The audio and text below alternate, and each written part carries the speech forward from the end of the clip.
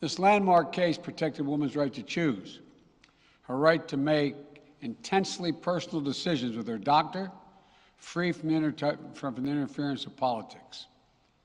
It reaffirmed basic principles of equality, that women have the power to control their own destiny, and it reinforced a fundamental right of privacy, a right of each of us to choose how to live our lives. Now, with Roe gone, let's be very clear. The health and life of women in this nation are now at risk. As chairman and ranking member of the Senate Judiciary Committee, as vice president and now as president of the United States, I've studied this case carefully. I've overseen more Supreme Court confirmations than anyone today, where this case was always discussed. I believe Roe v. Wade was the correct decision as a matter of constitutional law and application of the fundamental right to privacy and liberty in matters of family and personal autonomy.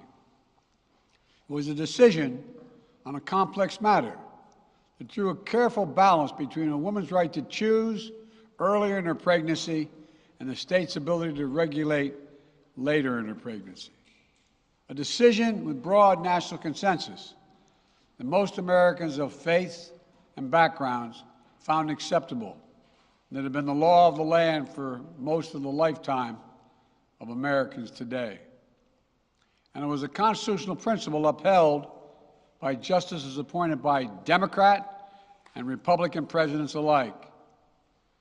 Roe v. Wade was a 7-2 decision, written by a justice appointed by a Republican president, Richard Nixon. In the 5 decades that followed Roe v. Wade, justices appointed by Republican presidents from Eisenhower, Nixon, and Reagan, George W. Bush, were among the justices who voted to uphold the principles set forth in Roe v. Wade. It was 3 justices named by one president, Donald Trump, who were the core of today's decision to upend the scales of justice and eliminate a fundamental right for women in this country. Make no mistake, this decision is a culmination of a deliberate effort over decades to upset the balance of our law. It's a realization of an extreme ideology and a tragic error by the Supreme Court, in my view. The court has done what it has never done before, expressly take away a constitutional right that is so fundamental to so many Americans that had already been recognized. The court's decision to do so will have real and immediate consequences.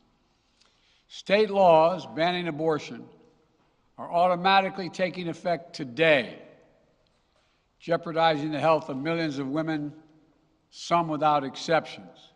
So extreme that women could be punished for protecting their health. So extreme that women and girls were forced to bear their rapist's child. With the child, a consequence. It just stuns me. So extreme that doctors will be criminalized for fulfilling their duty to care. Imagine having a young woman have to carry the child of incest as a consequence of incest. No option. Too often the case. The poor women are going to be hit the hardest. It's cruel. In fact, the court laid out state laws criminalizing abortion that go back to the 1800s as rationale.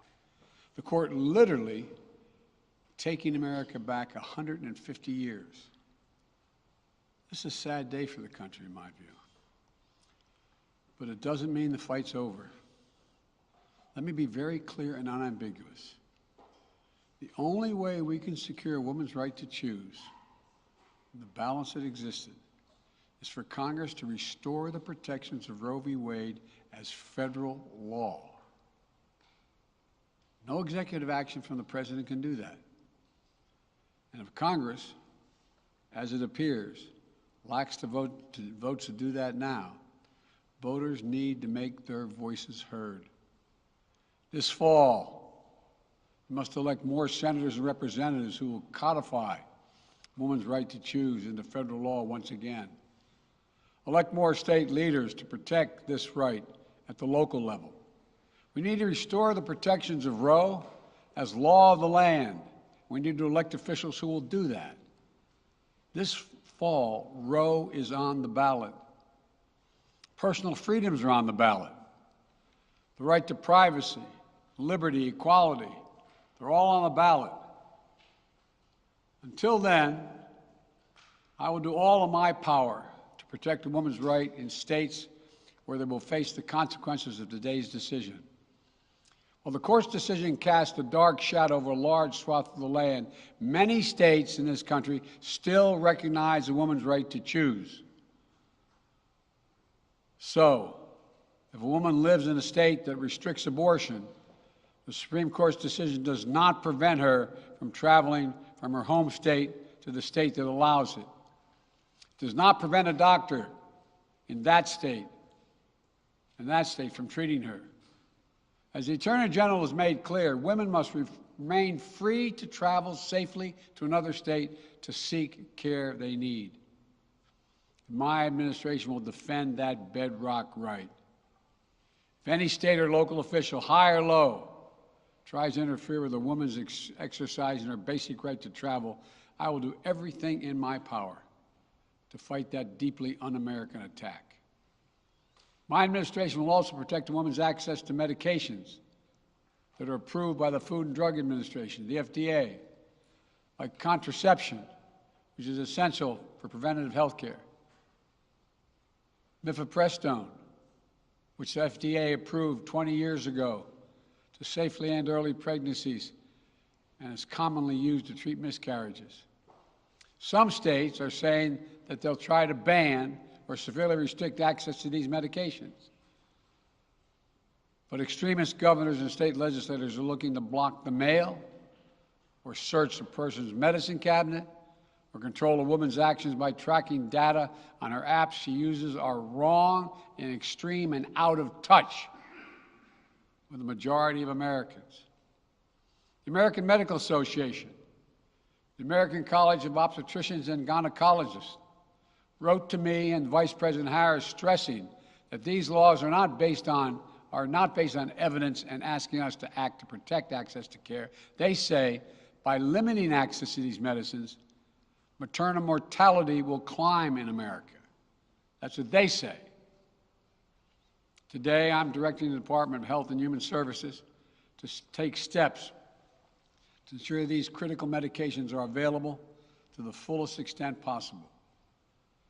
And the politicians cannot interfere in the decisions that should be made between a woman and her doctor. And my administration will remain vigilant as the implications of this decision play out. I've warned about how this decision risks the broader right to privacy for everyone. That's because Roe recognized the fundamental right to privacy that has served as a basis for so many more rights that we've come to take for granted, that are ingrained in the fabric of this country. The right to make the best decisions for your health. The right to use birth control, a married couple in the privacy of their bedroom, for God's sake. The right to marry the person you love. Now, Justice Thomas said as much today. He explicitly called to reconsider the right of marriage equality, the right of couples to make their choices on contraception. This is an extreme and dangerous path the court is now taking us on. Let me close with 2 points. First, I call on everyone, no matter how deeply they care about this decision, to keep all protests peaceful. Peaceful, peaceful, peaceful. No intimidation. Violence is never acceptable. Threats and intimidation are not speech. We must stand against violence in any form, regardless of your rationale.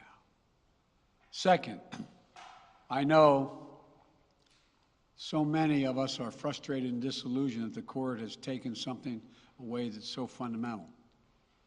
I know so many women are now going to face incredibly difficult situations. I hear you. I support you. I stand with you.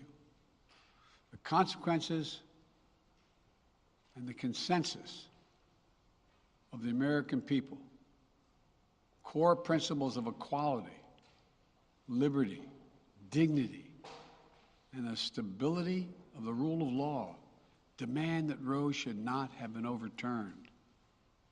With this decision, the conservative majority of the Supreme Court shows how extreme it is, how far removed they are from the majority of this country. They've made the United States an outlier among developed nations in the world. But this decision must not be the final word. My administration will use all of its appropriate lawful powers, but Congress must act.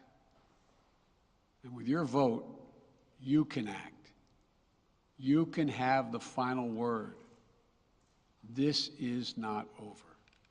Thank you very much. More to say this in weeks to come. Thank you. Mr. President, do you still have confidence in the court?